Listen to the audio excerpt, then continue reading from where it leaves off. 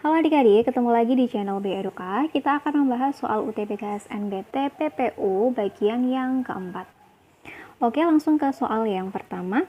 Nah, berikut ini disajikan bacaan sebanyak 2 paragraf. Kita langsung ke bagian pertanyaannya. Kata berimbuhan yang tidak tepat terdapat pada, nah ini adalah yang ditanyakan mengenai kata berimbuhan. Yang A, menghadap pada kalimat 1 paragraf 1. Oke, kalimat 1 paragraf 1 berarti ini ya. Indonesia saat ini tengah menghadapi maraknya dugaan kasus penculikan anak. Nah, menghadapi ini kira-kira apakah imbuhannya sudah benar, yaitu menggunakan imbuhan me? Ya, ini sudah tepat ya, tidak ada masalah. Indonesia saat ini tengah menghadapi maraknya dugaan kasus penculikan anak. Jadi bukan diganti dengan imbuhan ter, kayak misalkan Indonesia saat ini tengah terhadap maraknya nih, itu kan nggak nyambung. Yang lebih cocok adalah menggunakan kata menghadapi tadi. Nah, berarti yang A ini sudah tepat. Kemudian yang B, perlindungan pada kalimat 5 paragraf 1 berarti ini. Menanggapi tindak kejahatan ini, Kementerian Pemberdayaan Perempuan dan Perlindungan Anak KPPA mengajak seluruh lapisan untuk terlibat dalam perlindungan anak. Nah, ini benar ya, terlibat dalam perlindungan anak. Jadi, penggunaan imbuhan per an pada kata lindung ini sudah tepat. Jadi kalau misalkan diganti dengan imbuhan lain kayak misalkan melindungi gitu, terus kita ganti kalimatnya jadi kayak gini, mengajak seluruh lapisan untuk terlibat dalam melindungi anak, ini malah kurang tepat. Jadi imbuhan per dan akhiran an pada kata perlindungan di kalimat nomor 5 paragraf 1 itu penggunaannya sudah tepat. Kemudian untuk yang C, permunculan pada kalimat 4 paragraf yang kedua. Nah, berarti ini kalimat keempatnya paragraf kedua dan kata bermunculannya adalah ini. Oke, kita baca dulu kalimatnya. Penculikan merupakan pengalaman tidak menyenangkan yang bisa bermunculan. Nah, ini bermunculan perasaan tidak nyaman. Ini kira-kira kalau menggunakan imbuhan ber dan akhiran an ini kira-kira apakah sudah tepat menurut adik-adik? Ternyata lucu ya kalau kita menggunakan imbuhan ber dan akhiran an, karena bermunculan itu kan biasanya proses muncul tapi secara bertahap gitu ya. Nah, sedangkan di sini yang dibicarakan adalah mengenai perasaan. Jadi kalau menggunakan kata bermunculan itu menjadi sedikit nggak nyambung atau konteksnya jadi tidak sesuai dengan kalimatnya. Penculikan merupakan pengalaman tidak menyenangkan yang harusnya adalah yang bisa memunculkan perasaan tidak nyaman, syok, dan cemas. Jadi seharusnya kata bermunculan ini diganti dengan kata memunculkan perasaan tidak nyaman, syok, dan cemas. Pengalaman penculikan merupakan pengalaman tidak menyenangkan yang bisa memunculkan perasaan tidak nyaman gitu ya. Jadi yang benar bukan bermunculan melainkan memunculkan. Jadi kata berimbuhan yang tidak tepat itu terdapat pada kalimat nomor 4 paragraf yang kedua. Kita lanjut ke soal nomor 2. Langsung ke pertanyaannya. Paragraf pertama memiliki ketidakpaduan kalimat dan kalimat yang tidak padu tersebut terdapat pada kalimat yang keberapa? Oke, kita langsung baca paragraf yang pertama. Indonesia saat ini tengah menghadapi maraknya dugaan kasus penculikan anak. Nah, ini di sini tidak yang dibahas berarti mengenai kasus penculikan anak yang sedang terjadi di Indonesia. Berarti topik utamanya mengenai penculikan anak yang sedang terjadi di Indonesia. Oke, ini tidak masalah ya karena ada subjeknya yaitu Indonesia. Kemudian predikatnya tengah menghadapi. Nah, berarti karena kalimat ini merupakan kalimat utamanya di sini tidak ada masalah dan kita baca dulu untuk yang kalimat kedua apakah masih nyambung dengan kasus yang dibahas pada kalimat pertama, yakni tadi mengenai kasus penculikan anak yang terjadi di Indonesia. Di awal tahun 2023, sejumlah kasus penculikan anak di berbagai daerah di Indonesia terkuak. Nah, yang terkuak ini apa? Berarti yang terkuak ini atau yang muncul adalah kasus penculikan anak tadi. Berarti masih nyambung ya dengan gagasan utama di kalimat yang nomor 1. Berarti untuk yang kalimat pertama, kalimat kedua ini tidak ada masalah. Nah, sekarang kita cek di kalimat yang ketiga. Sebut saja kasus penculikan Malika di Jakarta Pusat, penculikan Fitria di Cilegon, penculikan dan pembunuhan anak di Makassar, hingga penculikan anak di Semarang. Nah, ini juga masih membicarakan seputar penculikan tadi. Berarti yang ketiga ini juga masih nyambung atau masih padu dengan kalimat yang sebelum-sebelumnya. Lalu sekarang ke kalimat yang nomor 4. Sudah seharusnya orang tua tetap waspada setelah mengetahui maraknya penculikan ini.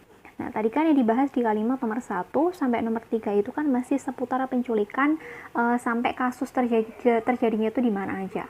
Tapi di nomor 4 ini tiba-tiba membicarakan mengenai saran untuk orang tua sebaiknya apa yang perlu mereka lakukan. Nah, sekarang kita cek juga nomor 5. Menanggapi tindak kejahatan ini, Kementerian Pemberdayaan Perempuan dan Perlindungan Anak atau KPPPA mengajak seluruh lapisan untuk terlibat dalam perlindungan anak. Nah, ini yang kalimat 5 ini masih nyambung dengan kalimat yang nomor 1 sampai nomor 4. Yakni dengan adanya kasus penculikan anak ini, maka KPPPA ini mengajak seluruh lapisan anak untuk meningkatkan perlindungan terhadap anak. Nah, untuk yang nomor 4 tadi, dia akan membicarakan mengenai saran yang seharusnya dilakukan untuk orang tua. Jadi untuk yang kalimat yang kurang padu pada paragraf yang pertama ini adalah kalimat yang nomor 4, karena tiba-tiba di nomor 4 ini membicarakan saran, padahal untuk yang kalimat lainnya itu masih membicarakan seputar kasus penculikan anak saja, belum sampai ke saran. Dan biasanya saran itu kan letaknya di akhir ya, tapi ini dia itu adanya di tengah-tengah paragraf kayak gitu. Jadi kalimat yang tidak padu pada paragraf yang pertama itu adalah kalimat yang nomor 4. Oke, kita lanjut ke soal yang berikutnya. Bacaannya masih sama lagi. Pertanyaannya adalah kelemahan yang terdapat di paragraf 2 ialah, oke, kita baca dulu paragraf yang kedua. KPPPA mencatat di sepanjang tahun 2022 ada 28 kasus penculikan anak. Nah, berarti di sini dibicarakan masih kasus penculikan anak. Kemudian di kalimat nomor 2, angka tersebut mengalami kenaikan jika dibandingkan pada tahun 2021. Nah, ini nyambung ya, karena kalimat nomor 2 ini lebih memerinci dari kalimat yang di nomor 1. Lalu yang kalimat ketiga, psikolog UGM Eldil Burga Wulan Saptandari mengatakan penculikan bisa menjadi pengalaman traumatis bagi anak korban penculikan. Nah, ini nih, di sini nih yang agak nyeleweng ya. Tadi kan di kalimat 1 dan kalimat 2 itu masih membicarakan seputar kasusnya, banyaknya itu berapa, kemudian kalau dibandingkan dengan tahun sebelumnya itu naik atau turun. Itu yang dibicarakan di kalimat nomor 1 dan 2. Tapi di kalimat nomor 3, kenapa tiba-tiba muncul statement dari seorang psikolog UGM gitu mengenai trauma apa saja yang bakal dirasakan oleh anak korban penculikan anak. Kemudian di kalimat yang nomor 4, penculikan merupakan, nah ini kalimat dengan gagasan yang baru lagi. Penculikan merupakan pengalaman bla bla bla. Nah, biasanya kalimat yang berupa definisi kayak gini, dia itu merupakan gagasan utamanya.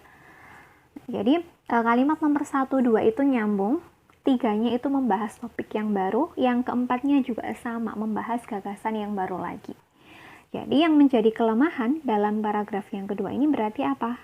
Yaitu dalam satu paragraf itu terdapat lebih dari satu gagasan utama. Maka jawaban untuk soal nomor 3 ini adalah opsi yang C, yaitu gagasan utamanya lebih dari satu. Ya, paham ya maksudnya? Tadi yang kalimat pertama kedua ini membahas mengenai jumlah kasus penculikan anak, kemudian yang di kalimat nomor 3 kok tiba-tiba membicarakan mengenai statementnya dari seorang psikolog UGM mengenai kondisi psikologisnya anak korban penculikan anak. Kemudian di kalimat nomor 4-nya malah dibahas mengenai definisi penculikan. Nah, ini nih yang berarti dalam satu paragraf itu terdapat lebih dari satu gagasan utama. Nah, sebuah paragraf itu dikatakan lemah atau sebuah paragraf itu dikatakan lemah apabila dia itu mengandung kalimat yang tidak efektif. Kemudian bisa juga karena tadi dalam satu paragraf itu terdapat lebih dari satu gagasan utama, dan atau bisa juga antara kalimatnya itu atau kalimat antara yang satu dengan kalimat yang lainnya itu tidak padu. Makanya itu menjadi kelemahan dari suatu paragraf. Nah, untuk paragraf yang nomor 2 ini ternyata kelemahannya adalah dalam satu paragraf itu terdapat lebih dari satu gagasan utama. Oke, nggak ada masalah ya. Kita lanjut ke soal yang nomor 4. Bacaannya juga sama lagi. Pertanyaannya, kalimat 5 paragraf 1 merupakan perluasan dari kalimat dasar. Nah, ini ditanyakan adalah kalimat dasarnya. Kalimat dasar itu sama dengan kalimat inti. Nah, untuk kalimat inti itu kan minimal terdiri dari subjek sama predikat.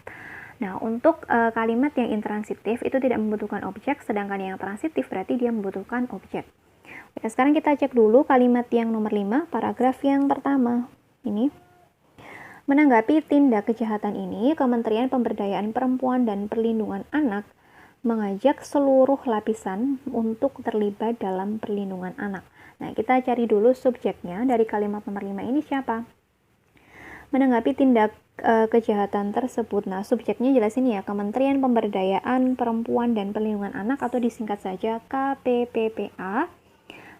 Kemudian predikatnya adalah ini, mengajak seluruh lapisan. Nah, ini kurang ya, maaf ini di sini kalimatnya juga kurang lengkap ya. Ini harusnya ada kata masyarakatnya di sini. Mengajak seluruh lapisan masyarakat untuk terlibat dalam perlindungan anak. Nah, jadi subjeknya itu adalah KPPA, kemudian untuk predikatnya itu adalah mengajak. Nah, siapa yang diajak? Yaitu masyarakat. Objeknya sendiri kan sebenarnya adalah seluruh lapisan masyarakat. Tapi kita cek dulu di bagian opsinya. Yang A, KPPA mengajak masyarakat. Nah, ini benar ya, karena tadi memang yang diajak adalah masyarakatnya. Kemudian kalau yang B, KPPA mengajak seluruh lapisan. Lapisan apa yang diajak lapisan? Kan lapisannya nggak jelas ini, maksudnya lapisan apa. Kemudian yang C, KPPA terlibat dalam perlindungan anak. Nah, di sini predikatnya bukan terlibat dalam perlindungan anak ya, melainkan mengajak tadi. Ini adalah yang predikatnya.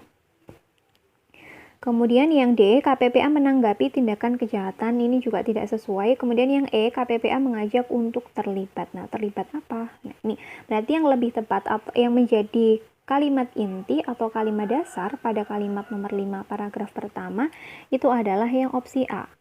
KPPPA mengajak masyarakat. Soal yang nomor 5. Kalimat yang tidak logis dalam teks tersebut adalah, ini teksnya adalah sama dengan teks yang sebelumnya tadi ya, mengenai kasus penculikan anak. Nah, dalam teks tersebut kita disuruh mencari kalimat mana yang tidak logis. Suatu kalimat itu dikatakan tidak logis apabila dia menggunakan imbuhan yang tidak sesuai, atau bisa juga karena kalimatnya tidak efektif dan dia tidak memiliki unsur minimal subjek dan predikat. Jadi suatu kalimat itu apabila tidak memiliki subjek dan predikat atau mungkin salah satunya, maka kalimat tersebut dikatakan tidak efektif atau tidak logis. Nah, kita cek mulai dari opsi yang A.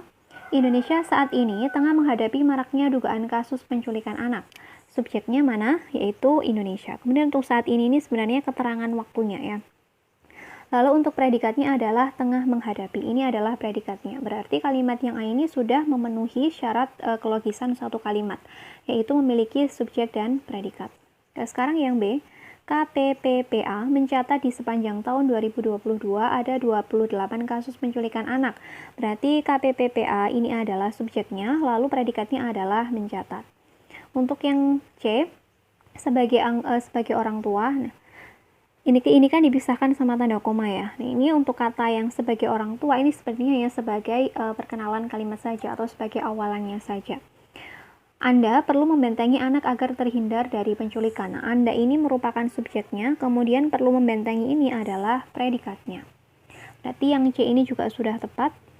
Lalu yang D, selain itu, ini kan merupakan konjungsi ya. Perlakuan selama penculikan bisa memengaruhi muncul tidaknya trauma pada anak korban penculikan anak. Nah, perlakuan selama penculikan ini merupakan subjeknya, kemudian memengaruhi ini adalah predikatnya. Maka yang D juga sudah tepat. Nah, berarti yang keliru adalah yang E. Tapi kita cek dulu di mana letak kesalahannya.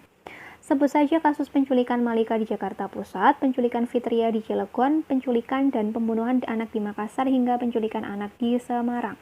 Nah, subjeknya yang mana? Ini subjeknya tidak ada ya. Untuk yang sebut saja kasus penculikan Malika ini merupakan predikatnya.